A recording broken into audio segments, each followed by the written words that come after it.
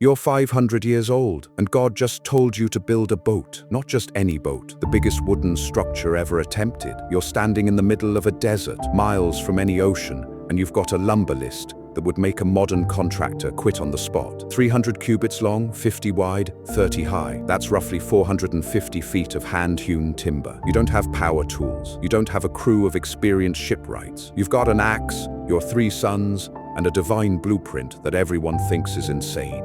Your neighbors laugh. Of course they do. You're building a massive vessel in a place where it never floods. They call you the crazy old man who talks to himself. They don't hear God's voice. They only see you sweating in the sun, cutting down cypress trees one by one. Your wife looks at you with concern. She doesn't say you're wrong, but you can see the doubt. Even your sons, Shem, Ham, and Japheth, they're committed. But sometimes you catch them exchanging glances when you explain the dimensions again. The work is brutal. Each plank has to be cut, shaped, fitted. You're not just building walls, you're engineering a 3-story floating fortress that needs to survive conditions you can't even imagine. The pitch alone, sealing every crack inside and out, takes months. Your hands bleed, your back screams. You're 500 years old, but age hits differently when you're pre-flood. Still, your body isn't designed for this. Decades pass. Yes, decades. This isn't a weekend project. Some scholars think it took between 55 and 75 years to complete. That's longer than most modern humans live. You're working every single day. The mockery doesn't stop.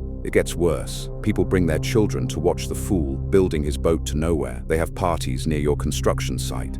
They toast to your stupidity. But something's changing in the world around you. The violence is escalating. When God first told you about the flood, he said the earth was corrupt, filled with violence. You're watching it happen. Murder is casual. Theft is constant. The powerful devour the weak without consequence. Nephilim, these giant hybrid beings, are walking around causing chaos. Society isn't just broken, it's unraveling. You keep building. Your family helps, but the psychological weight is entirely on you. You're the one who heard God's voice. You're the one responsible for their survival. What if you miscalculate a measurement? What if the pitch doesn't seal properly? What if you're actually insane and there's no flood coming? That doubt creeps in during the quiet moments, when you're alone in the dark, listening to the distant sounds of the corrupt world partying. Then God gives you the next instruction. Gather the animals, 2 of every kind, 7 pairs of the clean animals. You're standing there covered in sawdust and pitch, and now you're supposed to become a zookeeper for species you've never even seen. How do you catch a lion? How do you convince a pair of bears to walk into a wooden box? You don't. God sends them. They just start showing up. This is when your neighbors stop laughing. They start watching with a different expression. Confusion, maybe fear. Animals that would never coexist peacefully are lining up at your ark. Predators walking calmly past prey, birds flying in from distant lands, creatures emerging from forests and mountains, all converging on this impossible boat in the desert. You're loading supplies now, food for your family,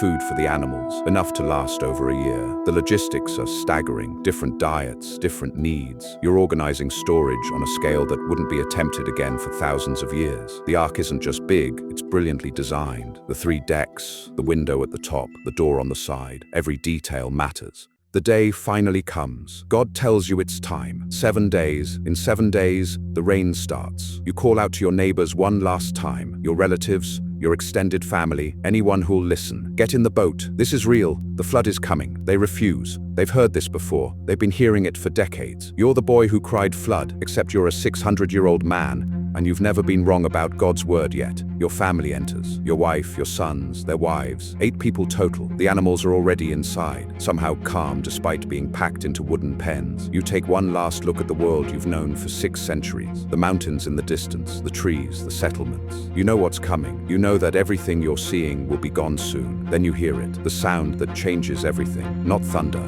not wind, the door closing, but you didn't close it. God sealed it himself. You're locked in now. There's no getting out. Even if you wanted to, even if you changed your mind, the decision is final. 7 days pass in darkness. You're inside this massive wooden structure, listening to animal sounds, wondering if the neighbors are still laughing outside, wondering if they're starting to worry. Then on the 7th day, you hear something you've never heard before in your entire life. Rain, not the gentle rain you'd expect after centuries of drought. This is violence from above. It starts as drops, then becomes sheets, then turns into something that doesn't even have a name. The sound is deafening against the wooden hull. But that's not all. You feel it beneath your feet, a rumbling. The fountains of the great deep are breaking open. Water is erupting from below the ground. from places water was never supposed to be. The earth itself is tearing apart. The ark shudders. You brace yourself against a support beam. Your wife grabs your arm. Is this supposed to happen? You don't have an answer. God said, build the boat. He didn't explain what the flood would actually feel like. Days pass. The rain doesn't stop.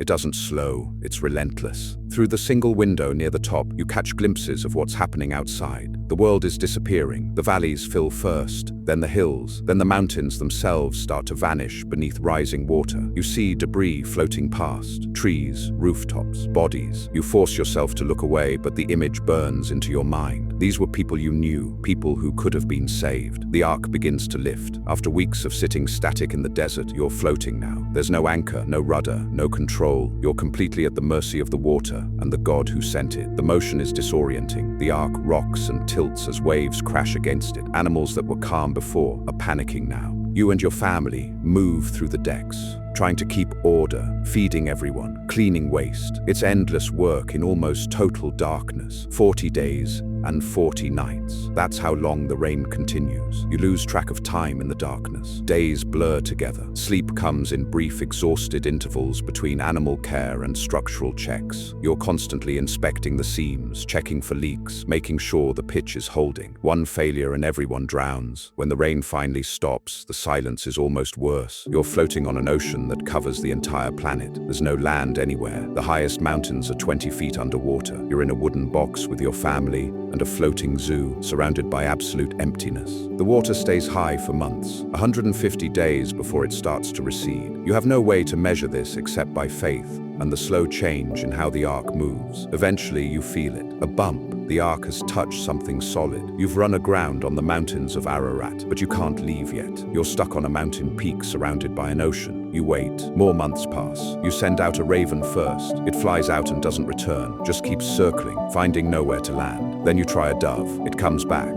There's nowhere for it to go. 7 days later, you send the dove again. This time it returns with an olive leaf in its beak. Fresh, green, life is returning. 7 more days. You send the dove out a final time. It doesn't come back. That's when you know. You remove the covering of the ark and look out. For the first time in over a year, you see the sky clearly. You see land. Not the world you remember, but land nonetheless. The earth is mud and devastation. Everything has been reset. God tells you to leave the ark. You open the door that he sealed. The same door that shut out the old world now opens to a new one. The animals leave first, spreading out across the muddy ground. Beginning again, your family emerges into sunlight that feels alien after a year in darkness. You're 601 years old now. You've outlived your entire generation. Everyone you knew before your family is gone. The world has a population of 8. You build an altar. You take some of the clean animals and offer sacrifices. It's the first thing you do. Not explore, not celebrate, not rest. You worship because you understand what just happened. God didn't save you because you were perfect. He saved you because you were faithful. There's a difference. God makes a covenant with you. Never again will he destroy the earth with a flood. He puts a rainbow in the sky as a sign. Every time it rains, you'll see that reminder. The flood is over,